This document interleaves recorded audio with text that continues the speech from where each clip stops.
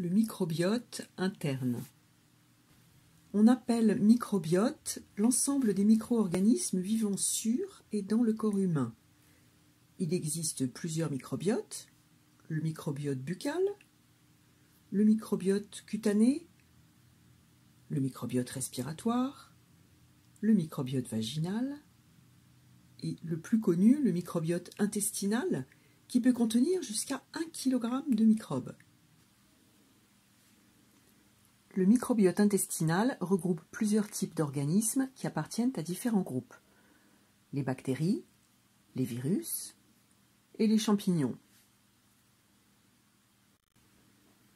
Par exemple, Escherichia coli est l'une des espèces bactériennes du microbiote intestinal, mais il en existe beaucoup d'autres.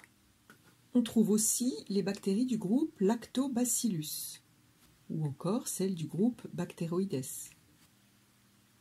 Dans le microbiote intestinal, on trouve également des petits virus, les phages qui infectent les bactéries.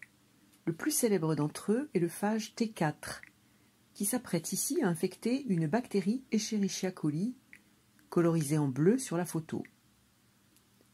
Les phages sont très petits. Le phage T4 est l'un des plus gros. Il fait approximativement 200 nanomètres de long et 80 à 100 nanomètres de large. Pour mieux se rendre compte de sa taille, il faut se rappeler qu'un nanomètre correspond à 1 millionième de millimètre. En plus des bactéries et des virus, on trouve également des champignons. Par exemple, Saccharomyces cerevisiae, qui est une levure. Regardons maintenant la structure microscopique du microbiote. La plupart des bactéries sont composées d'une paroi et d'une membrane plasmique. Elles possèdent un chromosome bactérien qui n'est pas contenu dans un noyau. Ce chromosome bactérien baigne dans une substance gélifiée, le cytoplasme. Les bactéries étant dépourvues d'organites dans leur cytoplasme, on les qualifie d'organismes prokaryotes. Une bactérie mesure en moyenne 1 micromètre. Un phage, ou virus, est composé d'une tête qui contient l'ADN et de protéines spécifiques qui lui permettent de s'accrocher aux bactéries pour les infecter et ainsi de se multiplier. Un champignon est composé d'une paroi, d'une membrane plasmique, d'un noyau, contrairement à la bactérie, et d'autres organites, comme la vacuole ou les mitochondries. Un champignon est un organisme eucaryote. Sur les photos au microscope, on peut calculer la taille réelle d'une bactérie à l'aide de l'échelle. Ici, l'échelle indique que le segment de 4,5 cm sur la photo équivaut à 2 micromètres dans la réalité. Un micromètre équivaut à 1 millionième de mètre ou encore à 1 millième de millimètre. Par exemple, pour calculer la taille réelle de cette bactérie, on doit mesurer sa taille sur la photographie. Ici, elle mesure 4 cm. Il suffit ensuite d'appliquer les règles de proportionnalité ou du produit en croix.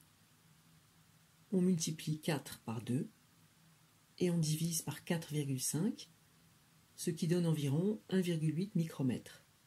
La bactérie mesure donc en réalité 1,8 micromètre. De la même façon, on peut calculer la taille réelle d'une levure, champignon, en utilisant l'échelle de la photo. Ici, l'échelle indique que 5,5 cm représente 5 micromètres dans la réalité. On mesure la longueur de la levure sur la photographie. Elle mesure 7,3 cm. Là encore, on utilise les règles de proportionnalité. Pour trouver la taille réelle de la levure, on multiplie 5 par 7,3 et on divise par 5,5, ce qui donne environ 6,6 micromètres. La levure mesure donc 6,6 micromètres. Le microbiote désigne l'ensemble des micro-organismes vivant dans et sur le corps humain. Il est composé de plusieurs groupes d'êtres vivants, les bactéries, les virus, phages, les champignons, levures, etc. Certains micro-organismes sont prokaryotes, comme la bactérie Escherichia coli, et d'autres sont eucaryotes, comme la levure Saccharomyces cerevisiae. Le microbiote est très diversifié et propre à chaque individu. Ces micro-organismes ont des tailles très différentes, du nanomètre, équivalent à 10 puissance -9 mètres, au micromètre, 10 puissance -6 mètres.